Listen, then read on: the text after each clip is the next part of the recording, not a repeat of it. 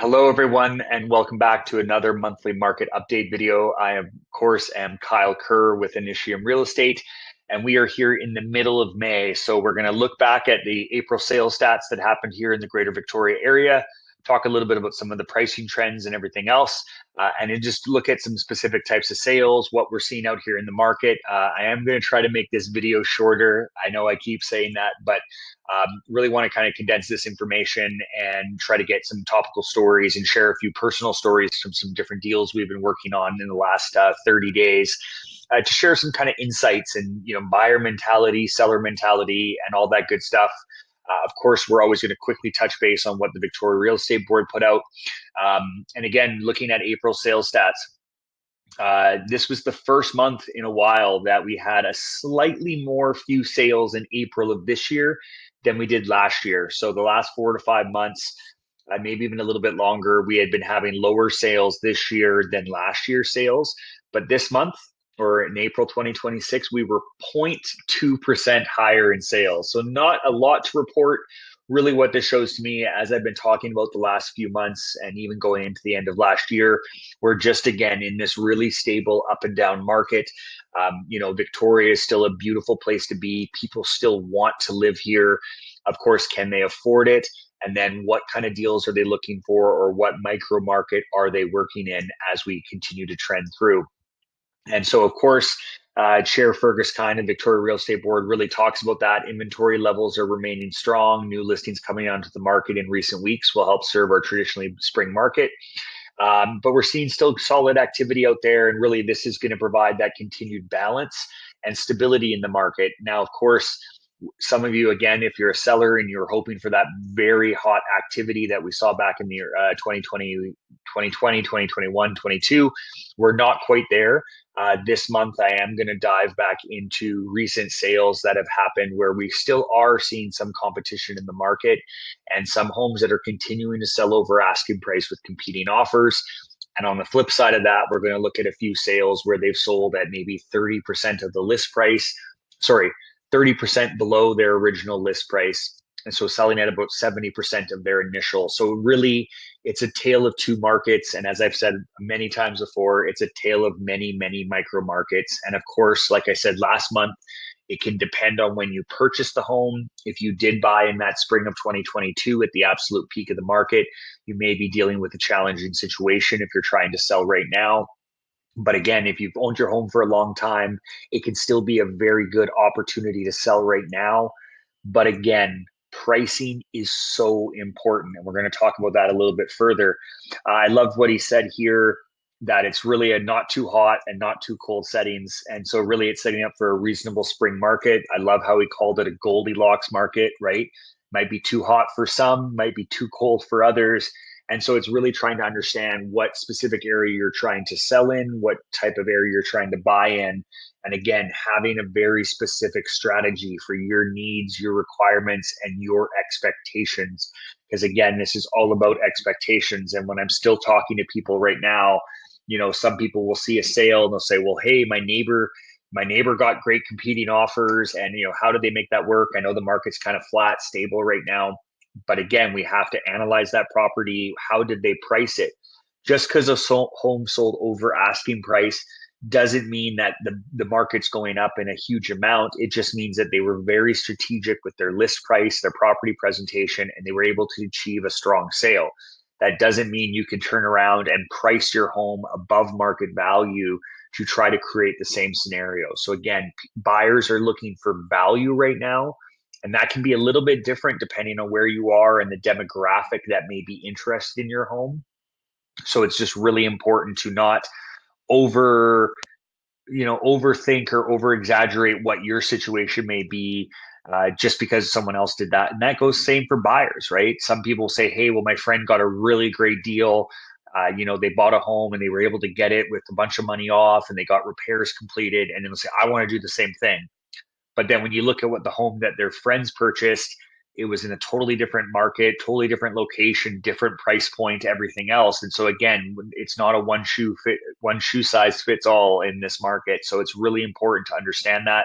Work with hopefully myself or your other great local realtor to understand what opportunities are there for you and what expectations you need as a seller right now too.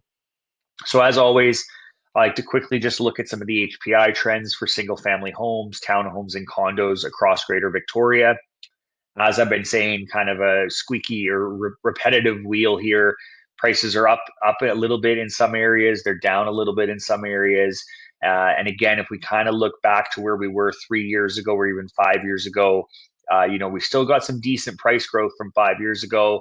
But depending on what neighborhood you're in, you still may be down a little bit from where we were 3 years ago. We're kind of beyond that 2022 absolute peak market, and some markets are again recovering and getting not quite there but getting closer to where those markets were.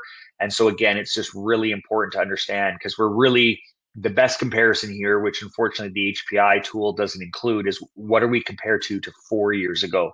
Because like I said, April, May, June of 2022 was the absolute peak in the market. So even though this is saying that some of these neighborhoods may be up 1 to 3%, 10% here in Colwood, that comparison to 4 years, because in 20, we know prices dropped down quite a bit in 2022 and then kind of stabilized in 23. So you may be up compared to 2023 numbers, but that still may be down compared to 2022 numbers. So just, yeah, really important to kind of consider that and where things are going. Looking at that missing middle segment, which we've talked about before, the townhouses, those middle properties for people moving up in the market or downsizing down. Again, pretty stable overall, but a little bit of price up increases, decreases. And of course, the always popular topic of condos, right? And we've talked so much about oversupply. How does our market compare to the Vancouver and Toronto markets? I'm going to talk about a news story in a little bit here about those condo markets in Vancouver and Toronto, and some interesting trends of how some of those empty developments and stuff are now being purchased. But again, condo market has stabilized quite a bit. Again, if you're selling in an area where there's a lot of supply and a lot of competition, you have to price your home appropriately. Buyers have choice right now. There is a healthy amount of supply that was noted by the real estate board, and it's something that I've been preaching for a while too. So there's a lot of choice for people in the condo market right now. And sometimes it's not comparing apples to apples, right? You may have a really beautiful, larger suite in an older building with some really great features. And you might think, well, hey, I've got more square footage, so obviously someone's going to pick mine over on a newer place that may be smaller. But again, every buyer is different. Every buyer may want different features in their home. I had this with one of my listings where the buyer's feedback was, well, the ceilings aren't high enough. I want something with big, high, 9, 10, vaulted ceilings. And of course, they're generally not going to find that in an older property. Now, this property has a lot of other great features, but for that buyer specifically, he was probably okay with smaller square footage, but to get those higher ceilings and some of those more modern finishings and maybe a slightly different location. So again, every buyer is going to be different. Not every buyer is after a specific feature that your home has great attributes to. So again, just really important to understand your expectations, where the market is, and again, understanding that there is good activity out there. As I've said before, there's just not a lot of depth to the buyers in all regards. And so, there's still people wanting to buy here, but there's a lot of people still sitting on the sidelines, paying attention to some of the macroeconomic trends and trying to maybe time their market a little bit better where they may think they're going to get a better deal. And so it's just really understanding, what does that look like and everything else. And so diving back into the MLS, one thing that I've touched on before is looking at sales that have happened in the last 30 days or so. And like I said at the beginning of the video, we're still seeing stuff selling over asking price. We're still seeing competing offers, and looking at some of these listings here, some of them are actually doing what we were doing in those peak COVID markets and back in 2016, 17, where they're delaying offers. And so if you remember, that's when you put your home, say, on the market on a Tuesday or Wednesday. You say, we're going to allow showings to happen this week. We're going to have an open house over the weekend, and we're going to take a look at offers on Monday. Now, it's a unique strategy. Of course, it was kind of the standard practice during those hot markets. In this market, you got to be very, very careful with that. So if you have a great property, it presents well, and that you're pricing it, I don't want to say a super aggressive number, but if you're pricing it very, very accurately and at the very, very low end of maybe your market value range, there is an opportunity where this can work. Where it can come back to bite you, of course, is if you do a delayed offer presentation and no one shows up at the day of offer presentation. Well, now you've kind of shown your cards. Now, any buyers who were maybe interested but they don't want to compete, they're going to say, well, no one else showed up to the party, and now we're going to come in with an offer knowing that there's not enough strong interest. We're going to try to negotiate further, and you may have priced it in a range that maybe you weren't expecting to take that much and you were hoping to get more. And so, again, if you're going to go with that strategy in today's market, it should still be at a number that if it sells for full price at that number, you're still going to be happy. And so this is a strategy that's not going to work for everybody, but it is a strategy that if you've got a lot of equity in your home and you're actually, your main emphasis is really, you don't want to sit on the market for an extended period of time.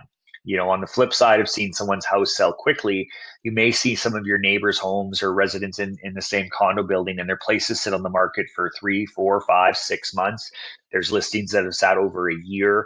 You may say, you know what, I don't want to sit on the market that long. I don't want to keep getting my house ready for showings and the emotional roller coaster of people coming to look and then deciding not to write an offer. So again, you may want to go with that more, strong pricing strategy to either get competing offers or at least ensure that your home is going to sell in a quick amount of time. And yeah, just quickly looking at some of these sales. So there's been about 665 sales over the last 30 to 35 days. I'm not going to dive into all of them, but looking at these pending sales, there's been about 90 sales that in the last 30 days that have sold above asking price. As I've disclaimed before, some of these sales for brand new construction, the reason that they're selling over asking price is because there's the list price, and then at the point of sale, they'll add the GST on. So it does say it sold above asking price, but it's not necessarily that there was competing offers. It just meant that they added the GST on in the price because the buyer is including that in their final sale price that they're getting a mortgage on. But there's been some strong sales. This great little house up in Shawnigan Lake, nice single level home. Ranchers, which we've talked about before, ranchers are very, very popular. People with mobility challenges, people that are downsizing, seniors, they just want that nice single level living. And so this was a really tidy little house up in Shawnigan Lake, 1,900 square feet, 3 beds, 2 baths on a half-acre lot. Had some nice work done to the inside. Listed for $599,900 and sold for $690,000, so almost $100,000 over asking price. Another great home here. This is one that they did do. No, sorry, it's another listing. This one was listed at 1.1 million. Nice home in the Henderson North Oak Bay area, listed for 1.1 and sold for 1.231. So $131,000 over asking price. Now, I don't know every time how many buyers there were for this, but with that type of appreciation over or type of price over the list price, I would assume there would have been at least probably 3 to 4 offers. And again, we've got people coming into our market. If they're downsizing, this is a nice, almost 2,100 square foot house. Maybe they're downsizing from a 3,000 square foot house that they're selling for 2 million, 2.5 million in Oak Bay. And they have the equity and the cash available to make an offer like this. This was a court ordered sale. There's a couple of these in here, and if you're not familiar with the court ordered sale process, because sometimes people think, hey, this is a great opportunity to get a really good deal on a home. But what happens is you negotiate with the bank. And so you do a traditional offer. If you're the first offer in, you put your offer in, you get it accepted, you negotiate with the bank. But the final condition on the offer is subject to court approval. So in BC, homeowners are protected even under foreclosure that the courts have to approve the sale to ensure that the home is not being undersold. They want to ensure that the homeowner gets as much money as possible while they're going through this challenging situation. But on the day of court, you can show up. If you're the second buyer, third buyer, you can actually show up and put a competing offer in. The court is there to accept all and any bids that potentially can come in for this property, again, to ensure that the homeowner gets as much money as possible. And so in this case, you can see right here in the listing notes, the accepted offer that went to court. So it actually looks like they maybe got multiple offers multiple times. It was listed at $599,900. This would be more of a development property in the greater Victoria area on Harriet and Saanich. They listed at $599,900. They had an accepted offer that went to court at $622,786. Nice odd number, which I always recommend. If you're in a competing offer situation, you always want to make your numbers a little bit odd because you never know if an extra $800 is what's going to get you over the finish line versus someone else. So I always say pick some lucky numbers, go with something that's a little bit more unique, just in case you and another, like if someone went at 622 and you're at 622, 786, that may be enough to get you over the edge. And then, so then when they went to court, more people showed up to bid on this property and it ended up selling for 670,000. So 70,000 over asking price for a unique development property in the area. And so again, just understanding that there's many different ways that these things happen. This was another court ordered sale that happened. And so this one had an accepted offer at the full list price of $1,030,000 after they started at a list price of 1.15. So they started at 1.15, kept dropping the price. They got to $1,030,000. They got an accepted offer at $1,030,000. It goes to court, competing bids show up.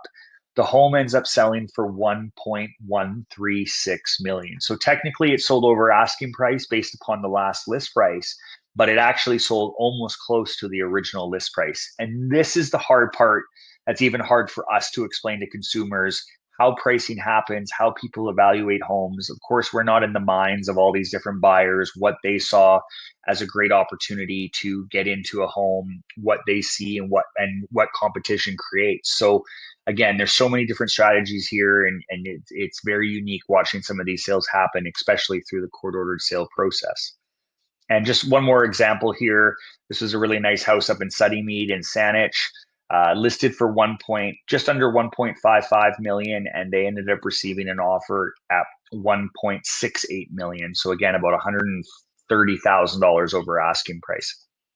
So again, there is still competition happening in the market. There's still homes selling over asking price. And then, like I said, I want to flip this around and say, okay, so those are homes that sold above the list price. And now looking at some of the lower sales compared to list price. Now, the nice thing is generally we're still seeing homes on average sell about, I think we're ranging about the 90% range of original list price. And, there are some statistics and stuff that I can pull up. The challenge, I think, as I've explained before, is that some homes will be canceled and relisted multiple times as they bring down the price. So it may show that it sold 98% of list price, which is the most recent list price. But of course, if that home had been relisted a couple times, it may still be 200,000 or 50,000 below what they initially started from. But just on the flip side of this, as I showed those over ask, this was a big piece of property, waterfront property up in Shawnigan Lake. They were really adventurous. They started at a list price of 1.345 million, and in the end, that property sold for 825,000. So, about 70% of its original list price. Land can be a little bit tougher to evaluate sometimes. Again, it depends on the buyer, who's going to be able to come in and build that. Does the property have subdivision potential? Anytime you're talking about waterfront, there can be land restrictions and covenants and things like that you have to build back a certain distance from the water. Where's your water supply coming from? There's so many things. And so waterfront, of course, everyone thinks their waterfront piece of property is worth millions and millions, but the reality is of it, what can someone buy the land for? Put a septic system in a case like this, put a septic system in.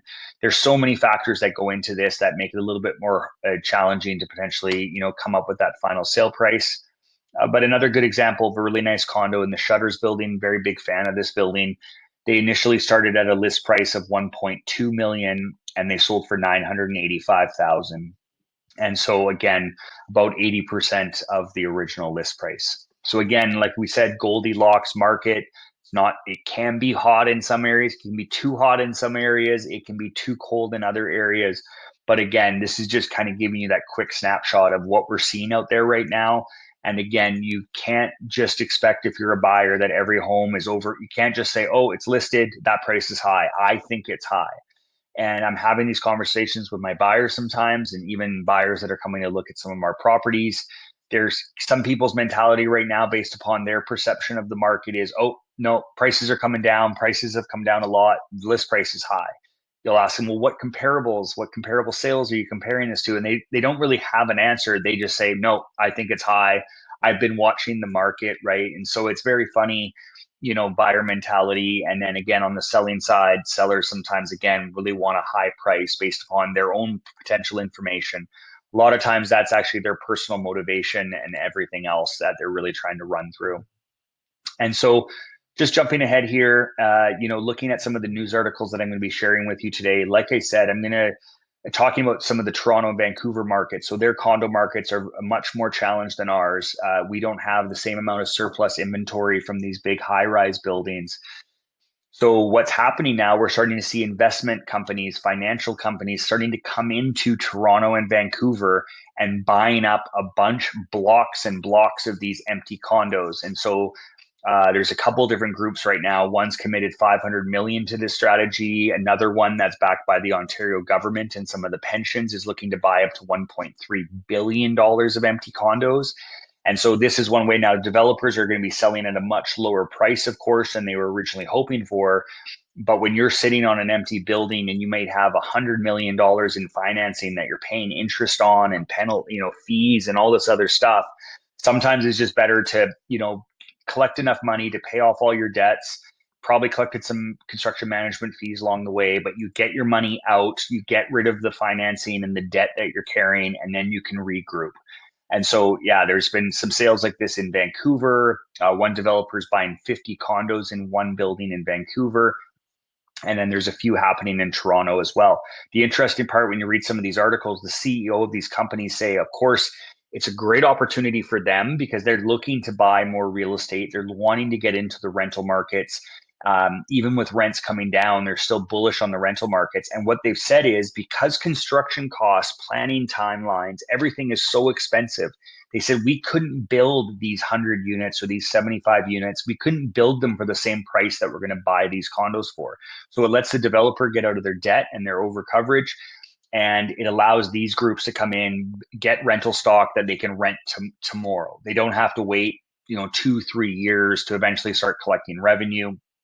But some of them have also said that they see that there will be a lack of supply. And most of them reference 2030, probably for the more major markets. But they say because developers, are sitting on extra stock and everything like this, they're saying that we know that developers aren't building right now. So when the market starts to pick back, really start to ramp back up, they're going to be playing catch up. So we may have an undersupply of condos. And so these investment companies are saying we may look at selling these down the road because they're already stratified, because they can already sell them as individual units. They have an opportunity to make money off them as rentals now and then sell them down the road. So is it fair that the bigger money companies are probably going to make more money off this situation? No, not necessarily. But some of these developers have dropped their prices. They have offered incentives to buyers. The hope would be that a lot of younger people would be able to get into these. But the challenge with some of these ones, especially in Toronto and parts of Vancouver, they're just too small. There's a great mortgage broker does a big on social media, Ron Butler, and he calls them dog crate condos. These 400 square foot one bedrooms, these 700 square foot two bedrooms that were never really designed for people to live in and stay in a long time. They're really more built for the rental purpose. So hopefully what the outcome of this is that these units get bought up, they get turned into rentals, maybe they get sold down the road, or they get kept as rentals for a longer period of time. But I think what we're going to see is developers go back to the drawing board, and for future projects, hopefully they start building them for the actual homeowner in mind, building them a little bit bigger and trying to make sure that properties that people can afford, as well as that they can stay in for a longer period of time and not outgrowing them really quickly. And so just some interesting trends that we'll see. Will this free up liquidity in other areas for developers to build other projects, create other, great opportunities for other potential buyers? So this will be something definitely that we want to keep track of and everything else. And just quickly, a couple quick highlights of some stories. Again, talking about where buyers are right now, right? Again, talking about those hot markets in the early 20s and back in 16, 17, it was almost like doing an inspection was a formality, right? So talking about doing a home inspection or a condo inspection, wherever that may be, it used to be because there was so much competition for homes, people would do a building inspection just to make sure the house wasn't totally falling apart. But even if there were repairs needed, they just said, you know what, I got to get into the market. There's a scarcity mindset. And so it drove people to just, not really be too nitpicky and critical of an inspection report. But we're now dealing in a different market. and people are sensitive to potential repairs and additional costs. And so, we've seen a few deals over the last 30 days where unfortunately, some issues came up in the inspections.